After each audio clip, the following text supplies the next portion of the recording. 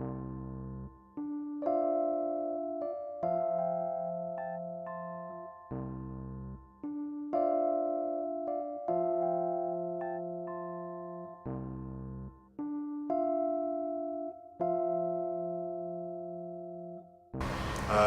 name is Moreno, arias. My pronouns are he, him, his. I am gay and I am 19. My name is Ian Harano Gray. Sexual orientation, I identify as gay, and then gender, I identify as cis male. My age is 22.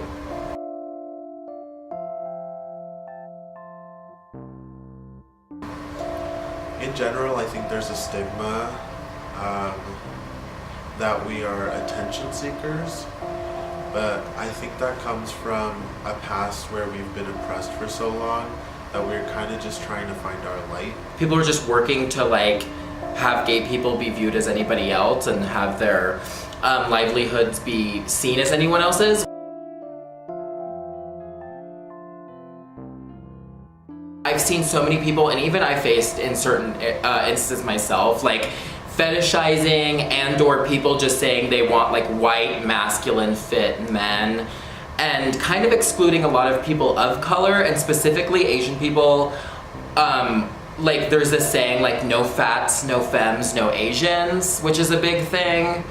And I've even had messages saying oh, I'm so into, what are you? And I tell them I'm Japanese because they're asking my race, and then they're like, oh wow, that's so exotic, I'm so into Japanese guys. So it's definitely, yeah, that fetishization and or seeing me and not wanting any of that, even with being incredibly white passing.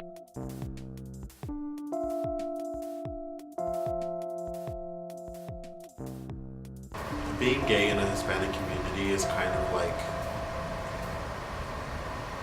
it's a huge setback, and as if being gay wasn't a setback enough, being gay in a Hispanic community kind of makes you take another step back, because we come from a very traditional and very strict home and culture, so there's really no room for men liking men and women liking women and non-binary people and trans people.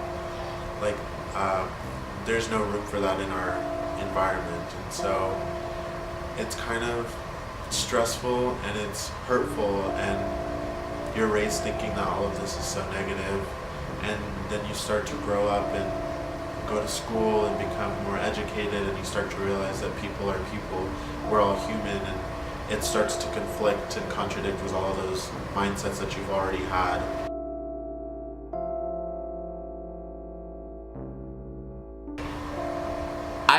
I've been yelled faggot out the window before, and people treating me differently or not letting me do certain things because I was gay or acting effeminate, or or people just questioning me about how I look or how I act is pretty aggravating. But it's mainly been that luckily I live in a really accepting household, and I'm surrounded by a lot of amazing people, but there is certain instances throughout my life that have been impacted in a negative way because of other people's ignorance. One particular instance where in middle school I was jumped by a couple of men.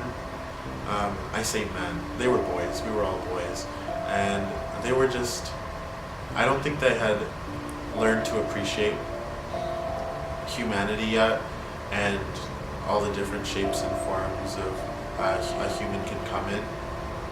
We're all products of our own environment, and at the time I didn't realize that, and now I do, but it was hard to go to school the next day with cuts and bruises and then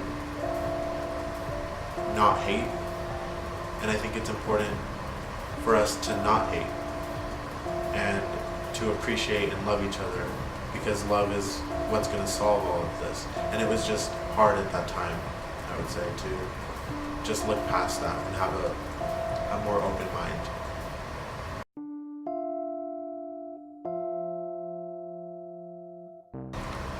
I think if we continue to educate ourselves and support our children, we will grow as a community.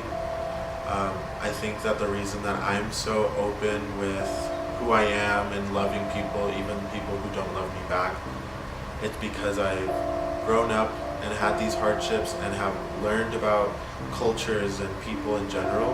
And I think that if we continue to do that, it'll help a lot internally with our own communities.